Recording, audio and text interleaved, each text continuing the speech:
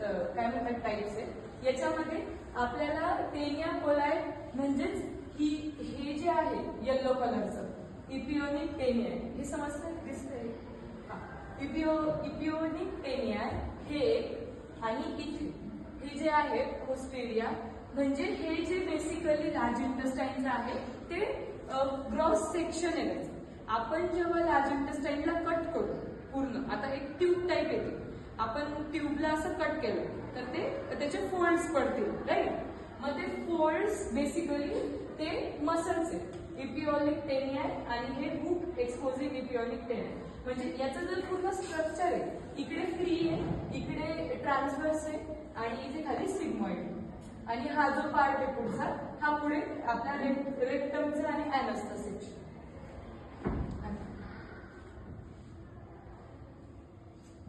आता याच्यामध्ये तीन टेनिया लेबिरा, टेनिया ओमेंटालिस आणि टेनिया मेसिकोलिया.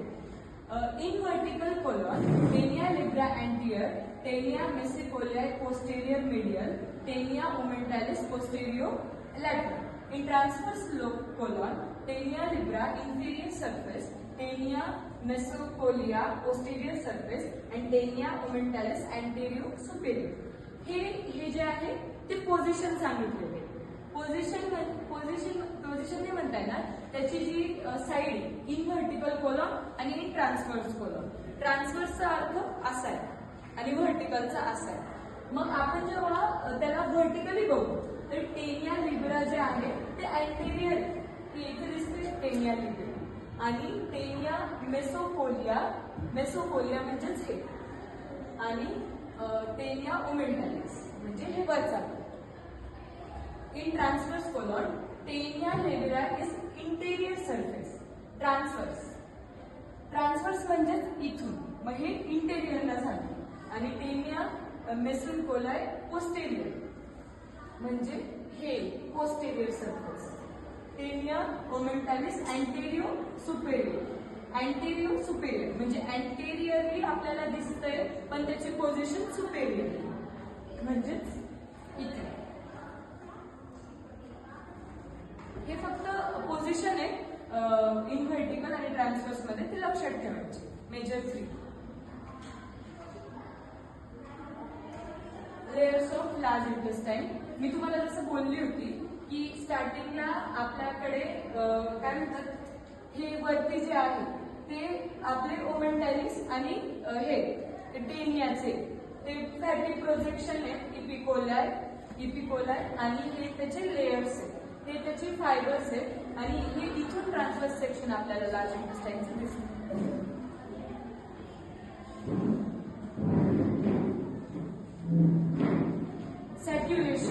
सॅच्युरेशनचा अर्थ असा आहे की हे आपल्याला टेनिया कोलाई, इथे अपेंडायसिस इपिकोलाई. तुम्हाला फॅटी प्रोजेक्शन सांगितलं होतं म्हणूनच ते येल्लो कलर मध्ये लास्ट डायग्राम मध्ये आपल्याला दिसलं ते येल्लो कलर मध्ये आहे. त्याच्यामध्ये हेच समजलं की हे जे आहे हे टेनिया कोलाई ज्याचे मसल्स आणि हे अपेंडायसिस इपिकोलाई जे फॅटी प्रोजेक्शन जे तुम्हाला असं ड्रॉप लाईक स्ट्रक्चर दिसतंय ना तेच येते. आणि सॅच्युरेशन्स म्हणजे they are present where taenia coli exist म्हणजे जिथे टेनिया कोलाई आपला आहे. आता फॉर एक्झाम्पल दोन पार्ट मध्ये ते आपल्याला इथे फोल्ड दिसत आहेत ना लार्ज इंटेस्टाइनचे. मग ते जे फोल्ड्स आहेत फोल्ड्स मध्ये इथे गॅप आहे, इथे गॅप आहे, इथे गॅप आहे. मग त्याला त्याचं वरचं स्ट्रक्चरच सॅक्युलटेशन्स आहे. सोप्या भाषेत असं म्हणायचं की तीन आपल्याला मेजर माहिती पडल्या गोष्टी टेनिया कोलाई, अपेंडायसिस इपिकोलाई आणि सॅक्युलिटेशन्स. मग सॅक्युलिटेशन हे कायम टेनिया कोलाई जिथे असतील तिथेच प्रेझेंट असते. कारण की कोणत्याही गोष्टीला आपण असं वरतून प्रेशर दिलं तर ते खालून बल्ज आउट होतं. मग टेनिया कोलाई वरतून पास झाल्यावर लार्ज इंटेस्टाइनला इथे काय म्हणतात ड्रॉप लाईक स्ट्रक्चर प्रेझेंट आहे अपेंडायसिस इपिकोलायचे, तेव्हा तिथं सॅक्युलेशन तिथे त्याचे प्रोड्यूस होते. अपेंडायसिस इपिकोलाई. They are peritoneal pouches containing fat and are present in the entire gut except cecum, appendix and rectum. The appendices are more numerous in the transverse colon and sigmoid colon. आता मी तुम्हाला थोड्या वेळापूर्वी बोलली की आपल्याकडे अपेंडायसिस इपिकोला आहे, मग त्याचा अर्थ हाच झाला की ते फॅटी प्रोजेक्शन. फॅटी प्रोजेक्शन असल्यामुळे आपल्याला ते येल्लो येल्लो येल्लो याच्याने सरफेस मार्किंग येल्लो याच्याने डायग्राम मध्ये आपल्याला दाखवला गेलेले. मग त्याचा अर्थ असंच झाला, they are peritoneal pouches containing fat and are present in the entire gut except cecum, appendix and rectum. म्हणजे हे सीकम मध्ये, अपेंडिक्स आणि रेक्टम मध्ये प्रेझेंट नाही राहणार. इथे ते का मेन्शन केले गेलेले आहे, कारण की हे पण लार्ज इंटेस्टाइनचाच एक पार्ट आहे. The appendices are more numerous in the transverse colon and sigmoid colon. म्हणजे आता आपण लार्ज इंटेस्टाइनचे हे बघितले वेगळे division, transverse colon, sigmoid colon. मग त्याच्यामध्ये त्यांनी असं सांगितलेलं आहे की जेव्हा ट्रान्सफर्स आणि सिग्मॉइड आहेत त्याच्यामध्ये ते जास्त प्रेझेंट राहतात. इथेच तुम्ही लोकेशन बघू शकता आणि टेनिया कोलॉइड.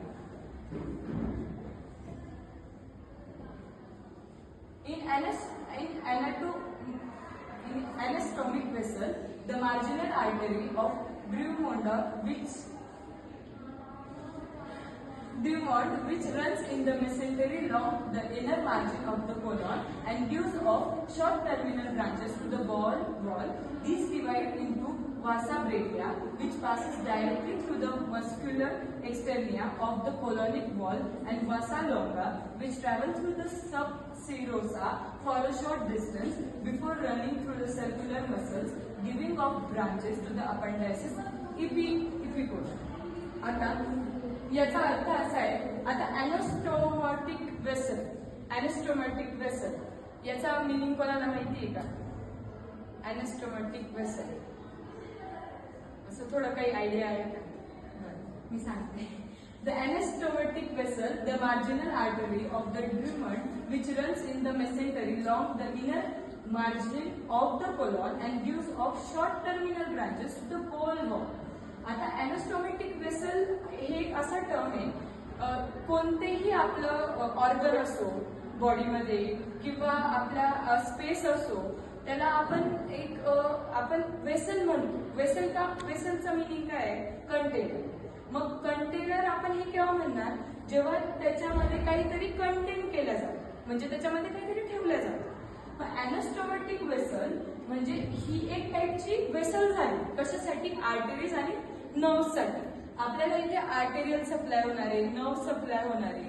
मग त्याला this divide into vasa brevia which pass directly through the muscularis externa of the colonic wall. Vasa brevia आपण थोड्या वेळा आधीच वाचलं की याच्यामध्ये प्रेझेंट आहे लार्ज इंटेस्टाइन मध्ये ऑफ द कोलोनिक वॉल. आता ही जी डायग्राम आहे ही थोडी ब्लर झालेली आहे, पण एक्झॅक्ट लोकेशन मी असं सांगू शकते तुम्हाला. वासा ब्रेविया ही जी वरून लेफ्ट जी आहे आणि इथे राईट, या दोघी मिळून इथे एक आर्च बनवतात. त्याच्यानंतर इथे असेंडिंग कोलॉन आहे, तिथे डिसेंडिंग कोलॉन आहे. जरी vasa longa which travel through the subserosa for the short distance before running through the circular muscle. Before running म्हणजे त्याच्या आधीचा जो पार्ट आहे ते त्याला ब्रांचेस देतं फॉर अपेंडायसिस इपिकोला. These are divided into vasa brevia and muscularis externa. हे जे दोन आहेत ते तुम्ही लक्षात ठेवा, ते त्याचे टाईप आहे. आणि त्याच्यामध्ये कोलोनिक वॉल का बोललेलं आहे? कारण की पुढचा जो पार्ट आहे रेक्टम, आपला कोलोन, ते कोलोनचाच. आणि बॉल म्हणजे बॉल मुवमेंट बोलतो आपण. मुवमेंट बेसिकली तुम्ही किती वेळेस म्हणजे एक्सक्रिएट करता, तुमचा जो वेस्ट प्रोडक्ट आहे. मग त्याच्यामध्ये बॉल ती जी बॉल आहे ती एक टाईपचं त्याच्यामध्ये ते स्टोर होतं आपलं वेस्ट. आता पुढे प्रोसेस फूड झाल्यानंतर कुठे ना कुठे ते स्टोर होणार आहे, म्हणून त्याला ते तसं बोललं गेलेलं आहे. इथे मेन लक्षात ठेवण्यासारखं एवढंच आहे की vasa brevia which passes directly through the muscularis externa of the colonic wall and vasa longa. Vasa brevia आणि वासा लोंगा दोन जे आहेत ते पास होतात आपल्या इंटेस्टाइनला सप्लाय करायला for a short distance before running through the circular muscles and which giving off branches to appendices इपिकोला. म्हणजे याच्यामुळेच पुढचे अपेंडायसिस इपिकोला जे आहे लार्ज इंटेस्टाइनचे ते दिसतात. आता हे डायग्राम आहे, हा तोच डायग्राम आहे आणि हा त्याचा टिपिकल काय म्हणतात पेरिकोलिक अरेंजमेंट ऑफ द एट्रियल व्हॅस्क्युलेचर.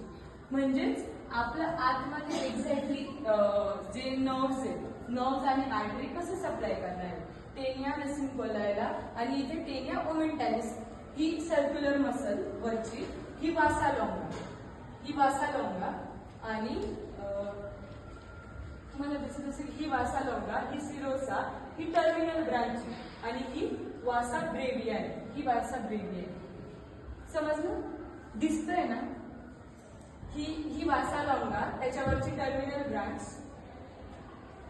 आणि ही टेनिया वेसिक्युला.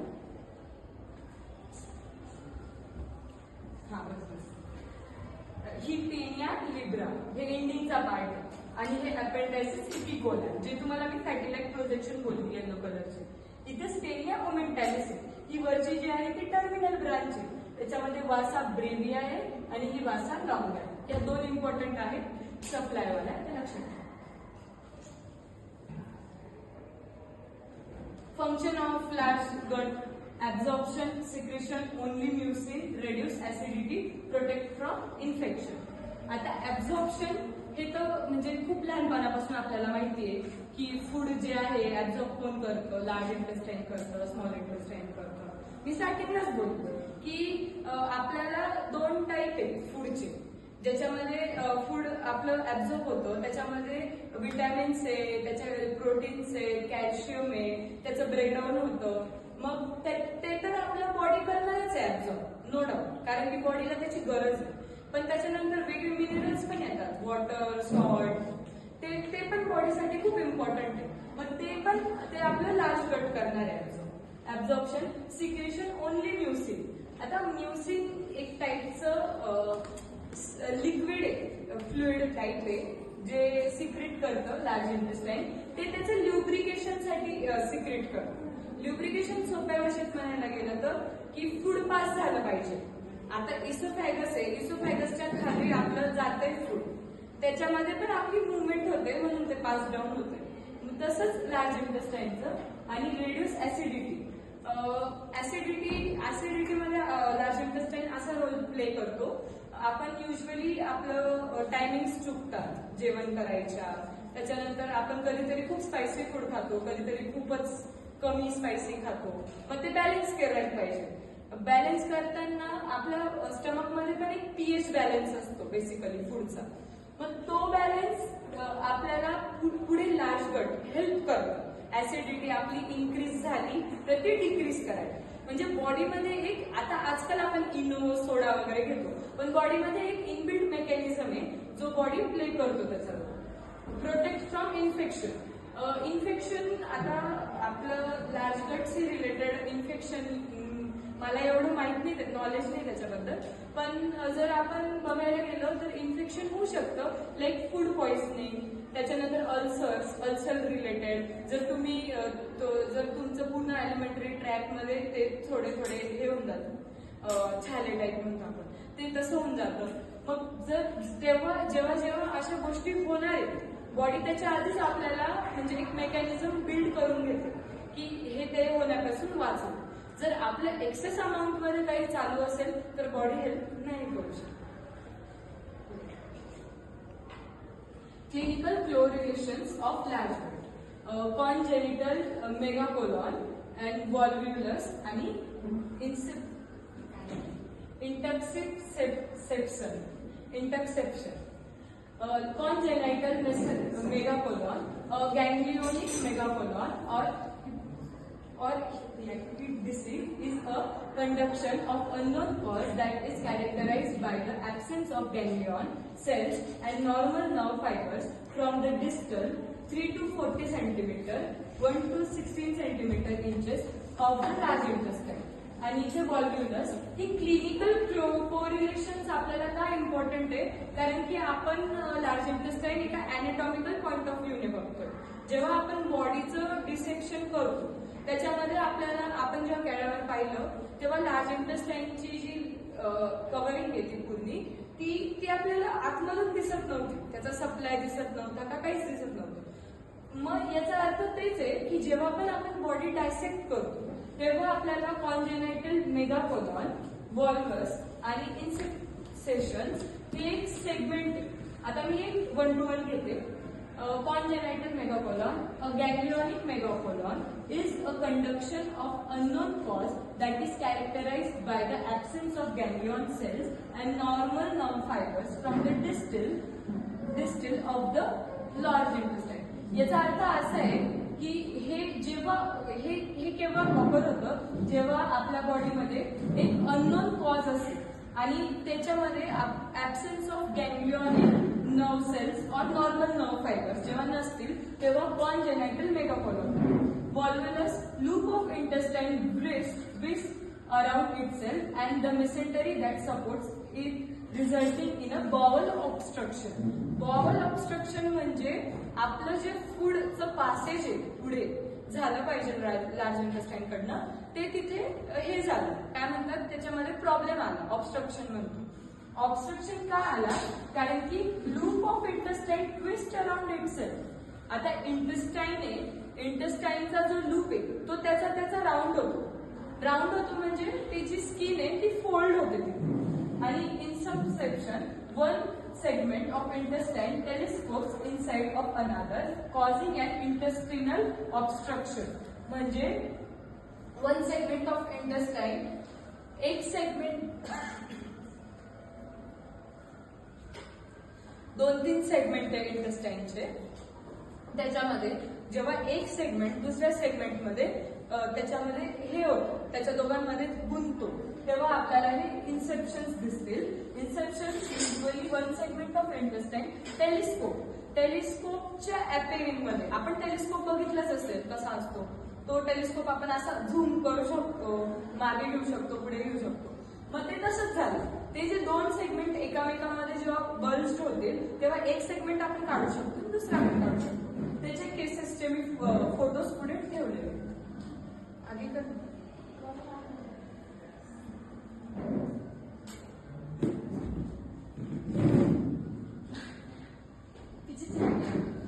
और पीछे नाही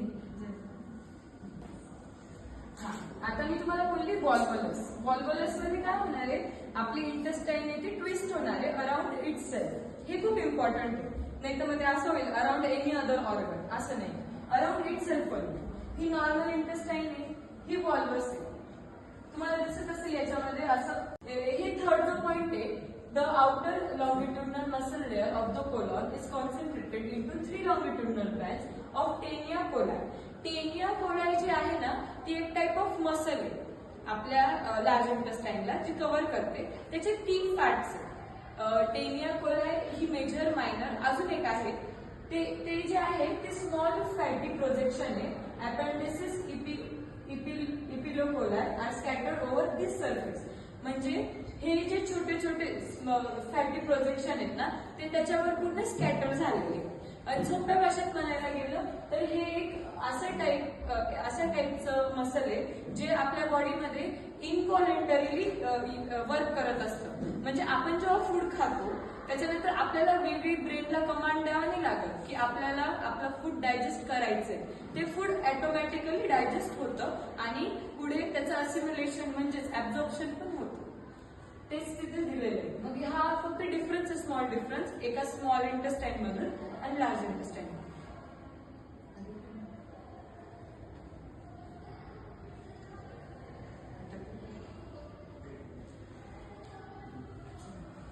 आता फीचर्स बघायला गेलो तर हे स्मॉल गटचे आहेत आणि हे लार्ज गटचे आहेत. त्याचे ग्रॉस फीचर्स आपण आधी बघू. ग्रॉस फीचर्स मध्ये स्मॉल गट म्हणजे स्मॉल इंटेस्टाईनचं आणि लार्ज गट म्हणजेच लार्ज इंटेस्टाईनचं. मी कंपॅरिझन ठेवलेलं आहे दोघांमध्ये म्हणजे आपल्याला ते जेव्हा आपण कंपॅरिझन मध्ये बघतो तेव्हा लक्षात ठेवणं इझी असतं. मग gross features 6.5 meters long, narrower, more movable except the डिअर्डिंग आणि त्याच्यामध्ये about 1.5 meters long, wider and more fixed. म्हणजे याच्यामध्ये स्मॉल इंटेस्टाईन मध्ये मी तुम्हाला स्टार्टिंगलाच बोलले की एक सिंपल डिफरन्स आहे की स्मॉल इंटेस्टाईन फक्त नावाला स्मॉल आहे पण ते इन रिअल खूप मोठे आहे. म्हणजे स्मॉल इंटेस्टाईन लार्ज इंटेस्टाईनच्या कंपॅरिझन मध्ये मोठे आहे कारण की तुम्ही लेंथ वाईजच बघून घ्या याची 6.5 आहे, त्याची 1.5 आहे. नेक्स्ट त्याचे villi. Presence of villi in the entire small gut over the Peyer's patches that is longer and more numerous in duodenum and jejunum. आता हे डिओडेनम अँड जेजुनम स्मॉल इंटेस्टाइनचे पार्ट्स, हे लार्ज इंटेस्टाइनचे नाहीये. त्याच्यामध्ये लार्ज गट मध्ये आपल्याला काय बघायला येईल, absence of villi in the post natal life. आता पोस्ट नॅटल लाईफ म्हणजेच आता आपल्या स्मॉल इंटेस्टाईन मध्ये तुम्हाला ते फिंगर लाईक प्रोजेक्शन असतात विलाय, ते काय करतात, ते फूड ऍब्झॉर्प्शन करतात. पण ते फूड आधी आपल्या स्मॉल इंटेस्टाईन मध्ये आल्यानंतर जेव्हा लार्ज इंटेस्टाईन मध्ये जातं तेव्हा मिनरल्स, साल्ट, वॉटर असे काही कंपोनंट्स आहे बॉडीमध्ये जे खूप युजफुल आहे. डायटरी फायबर्स म्हणा, other than our vitamins, proteins, ते पण काही आहेत ज्या गोष्टी आपल्या डायजेशनला हेल्पफुल आहेत, ते आपल्या लार्ज इंटेस्टाईन ऍब्झॉर्ब करत असतात. Lymphatic follicles, numerous in ileum, 20-30 along the anti-mesenteric border. Solitary follicles are present and dispersed in different parts of the large body. आता numerous in ileum. Numerous in ileum याचा अर्थ असाच आहे की small intestine मध्ये विलायज जे आहेत ते खूप आहेत. म्हणजे बेसिकली त्याला पूर्ण फूड ऍब्झॉर्ब करायचंय, मग ती जी ट्रॅक आहे त्याच्या पूर्णकडे आपल्याकडे फिंगर लाईक प्रोजेक्शन प्रेझेंट असेल. पण त्याच जागेवर लार्ज इंटेस्टाईन मध्ये फॉलिकल्स आहेत आणि ते आजूबाजूला म्हणजे असे डिफरंट पार्ट्स मध्ये ते डिस्ट्रीब्युटेड. विलायचं कसं आहे की त्याचं पूर्ण सर्क्युलर आहे आपल्या इंटेस्टाईन आतमधून, मग ते पूर्ण बाजूने आपल्याला फूड ऍब्झॉर्ब करायला हेल्प करतं. पण तसं या बाबतीत नाही, इथे सॉलिटरी फॉलिकल्स आहेत. सॉलिटरी का म्हटलेलं आहे, कारण की ते सिंगल म्हणजे आता एक पॅच इथे तर दुसरा इथे, याचा मिनिंग असा. Special features, circular folds are present in the entire gut except the proximal 1 inch of the duodenum and terminal 6 inches of the ileum. And last gut मध्ये presence of the 3 cardinal features. आता special features मध्ये मी तुम्हाला बोलली की circular folds आहे entire gut except the proximal 1 inch of the duodenum. म्हणजे proximal डिओडेनमच्या स्टार्टिंगला आपल्याला विलायसचं प्रेझेन्स नाही सापडत, आपल्याला ते terminal 6 inches of the ileum मध्ये सापडेल, म्हणजे मागच्या पार्टला सापडेल.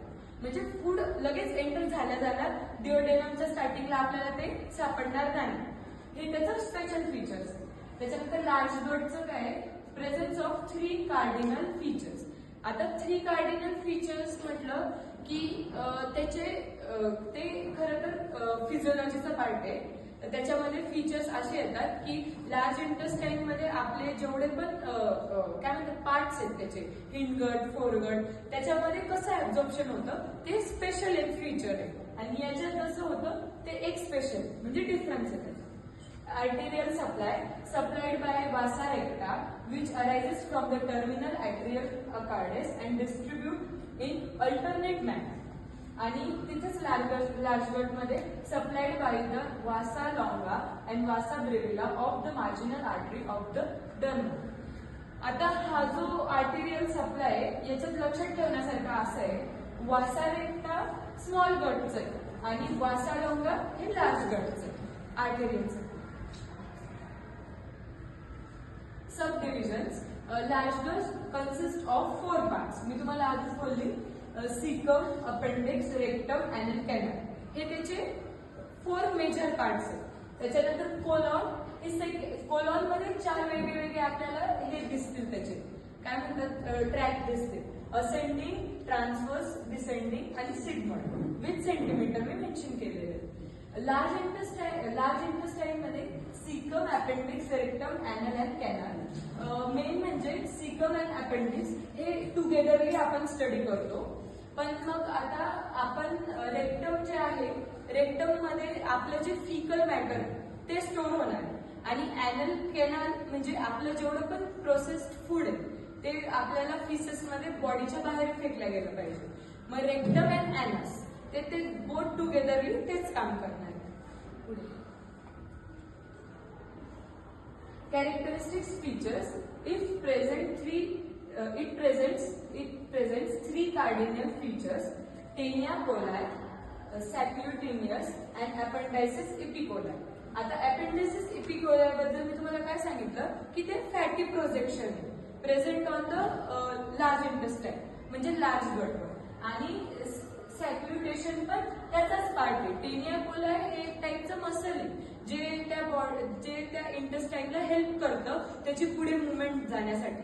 आता एक सिंपल लॉजिक आहे, आपलं फूड आपण जेव्हा एलिमेंटरी कॅनल मधनं पास करतो म्हणजे ते जेव्हा खाली जातं पेरिस्टाल्टिक मुवमेंटने, व्हेरी बेसिक, जेव्हा पेरिस्टाल्टिक मुवमेंटने ते स्टमक मध्ये जातं, स्टमकच्या वाया ते पुढे पण जातं. पण ते पुढे कसं जातं आपण तर काही सांगत नाही ना ब्रेनला की तू पुढे सरकव, असं नसतं. ते आपल्या बॉडीमध्ये मसल्स आहे, ते मसल्स त्या टाईप मध्ये वर्क करतात इनव्हॉलंटरीली आणि आपलं फूड पुढे शिफ्ट होतं.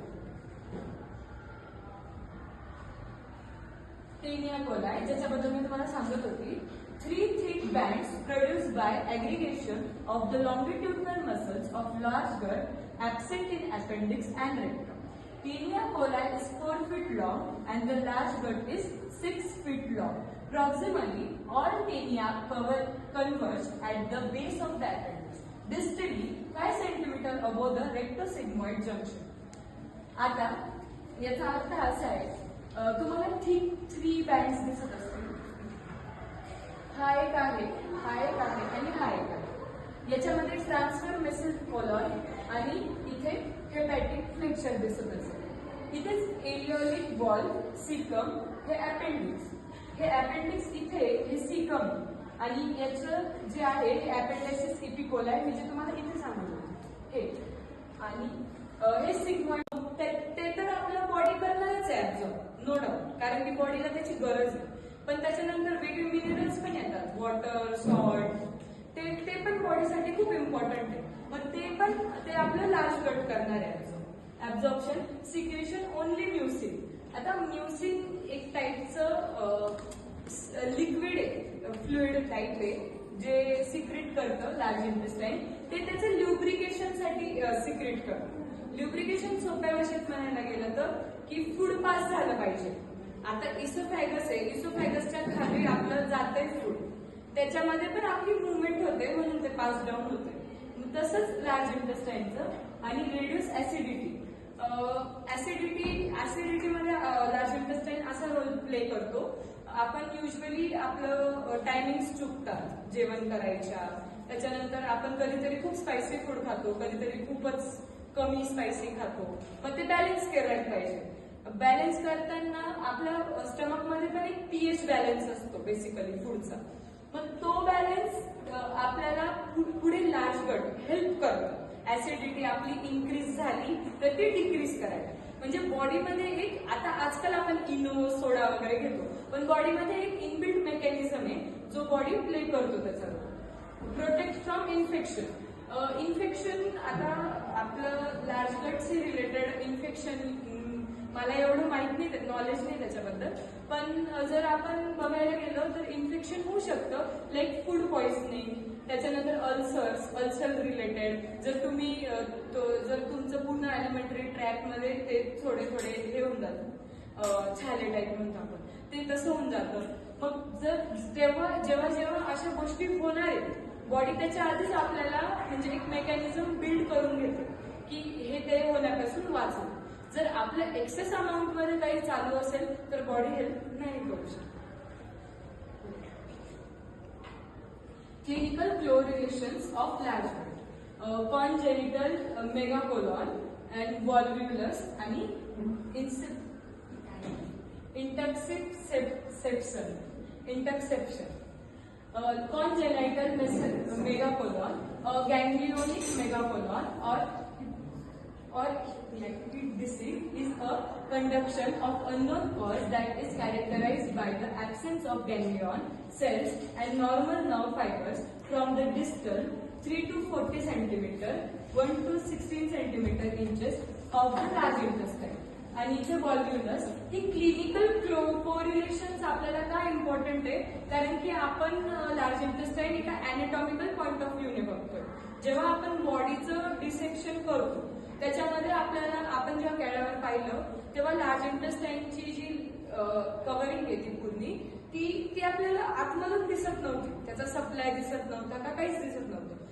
मग याचा अर्थ तेच आहे की जेव्हा पण आपण बॉडी डायसेक्ट करतो तेव्हा आपल्याला कॉन्जेनायटल मेगाकोलॉन, वॉल्वस आणि इन्सेप्शन हे एक सेगमेंट आहे. आता मी एक 1 to 1 घेते.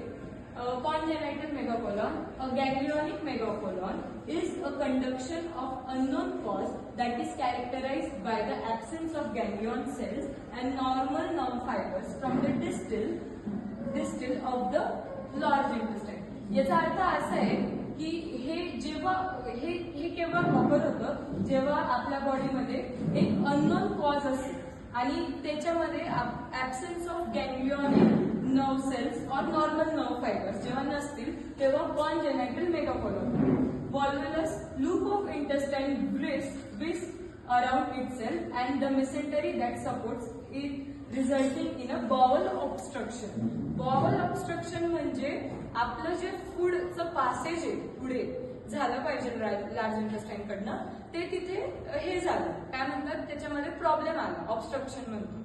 ऑब्स्ट्रक्शन का आला कारण की loop of intestine twist around itself. आता इंटेस्टाईन आहे इंटेस्टाईनचा जो लूप आहे तो त्याचा राऊंड होतो म्हणजे त्याची स्किन आहे ती फोल्ड होते ती आणि in some section one segment of intestine telescopes inside of another causing an intestinal obstruction.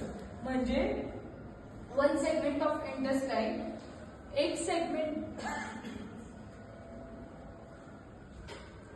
2-3 segment आहे इंटेस्टाईनचे त्याच्यामध्ये जेव्हा एक सेगमेंट दुसऱ्या सेगमेंटमध्ये त्याच्यामध्ये हे होतं त्याच्या दोघांमध्ये गुंततो तेव्हा आपल्याला हे इन्सेप्शन्स दिसतील.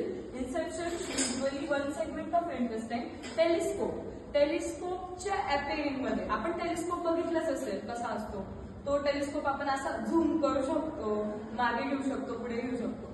मग ते तसंच झालं ते जे 2 सेगमेंट एकामेकांमध्ये जेव्हा बल्ज्ड होतील तेव्हा एक सेगमेंट आपण काढू शकतो दुसरा आपण काढू शकतो.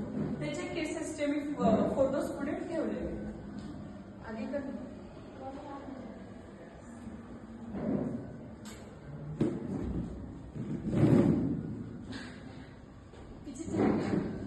और पीछे नाही आता मी तुम्हाला बोलली वॉल्वलस मध्ये काय होणार आहे आपली इंटेस्टाईन आहे ती ट्विस्ट होणार आहे अराउंड इट सेल्फ. हे खूप इम्पॉर्टंट आहे नाही तर मध्ये असं होईल अराउंड एनी अदर ऑर्गन असं नाही अराउंड इट सेल्फ होईल. ही नॉर्मल इंटेस्टाईन आहे ही वॉल्वस आहे तुम्हाला दिसत असेल याच्यामध्ये असं ट्विस्ट झालेलं आहे ते एकामेकाचं. मग जर हे झालं तर याच्यामुळे काय होईल बॉल मुवमेंट आपली रेग्युलर नाही राहणार. आपलं जे जसं नॉर्मल एक्सक्रिशनचं पार्ट आहे तो परफॉर्म नाही करणार बॉडी. त्याच्यानंतर हे झालं स्मॉल इंटेस्टाईन विथ इंटरसेप्शन. आता याच्यामध्ये काय होणार आहे टेलिस्कोप सारखं हे एक सेगमेंट आहे ते दुसऱ्या सेगमेंटमध्ये चाललेलं आहे. हे याचं ट्रान्सफर म्हणजे याचा पूर्ण पुढचा पार्ट आहे. याच्यामध्ये आपल्याला बाहेरच्या लेयर्स दिसतात इंटेस्टाईनच्या त्या गेलेल्या आहेत आणि इंटेस्टाईनचे जे सेगमेंट आहे त्याचे फोल्ड्स दिसतात. हा याचा लॅटरल व्ह्यू आहे हे आपण वरून बघू शकतो की असं झालेलं आहे. आपण जेव्हा कट करू तर आपल्याला हे दिसेल. आता सीकम माझा सीकम मी तुम्हाला स्टार्टिंगलाच बोलली की सीकम पण एक लार्ज इंटेस्टाईनचा काय म्हणतात part. It is and segment of large gut and forms a asymmetrical sac furnished with tenia coli usually lies in the right iliac fossa. Right iliac fossa मध्ये आपलं काय काय येतं अजून अपेंडिक्स येतं सीकम येतं त्याच्यानंतर आपल्या लार्ज इंटेस्टाईनचा एक सेगमेंट पण येतो. Size length is 6 centimetre breath is 7.5 centimetre. Position right iliac fossa, but it may left iliac fossa, umbilical, subhepatic, right lumbar pouch of Doiglas. आता हे आपल्याला असं का सांगितलेलं आहे सीकमचे वेगवेगळे टाइप्स असतात. आता सीकमचे किती टाइप्स आहे सीकमचे जेवढे टाइप्स आहेत त्याच्या हिशोबाने त्यांनी त्याची पोझिशन सांगितलेली. Peritoneal reflection. As a rule, the cecum is covered by the peritoneum from all the sides. आता पेरिटोनियम काय ही एक कव्हरिंग कोण आता एकदम बेसिक आपण कोणत्या पण याची कव्हरिंग बघितली ऑर्गन बघायच्या आधी. मग पेरिटोनियल रिफ्लेक्शन हे तेच आहे. ही जी कव्हरिंग आहे त्याची सिकमची आउटर, याला आपण पेरिटोनियल म्हणू. Topography. The cecum occupies a triangular area bounded above by transtubercular plane, below by fold and groin and medially by right lateral plane. आता टोपोग्राफी म्हणजेच त्याची पोझिशन. सोप्या भाषेत the caecum occupies triangular area. Triangle तर माहितीच आहे तुम्हाला. Triangle आपलं हे किती आपले हे जे आहे ते पार्ट्स आहे. किती पार्ट्स